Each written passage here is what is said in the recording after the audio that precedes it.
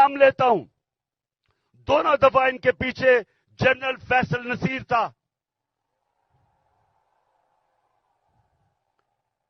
मुझे भी इसने मारने की कोशिश की और ये पीछे था जो तशद्दुद हुआ आजम स्वाति पे, उसके पीछे भी यही था। अरशद शरीफ के कत्ल के पीछे भी यही था। और मुझे नहीं समझ आ रही कि एक बिलावल भुट्टो के कहने पे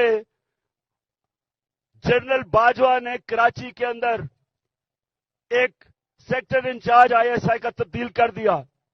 हम यहां 1 साल 8 महीने से इस आदमी का जुल्म सह रहे हैं। क्यों नहीं ऊपर खबर जा रही कि जनाब ये मुल्क को नुकसान पहुंच रहा है, ये जो हरकतें कर रहा है ये कोई आदमी नहीं कर सकता जो इस मुल्क से प्यार करता है।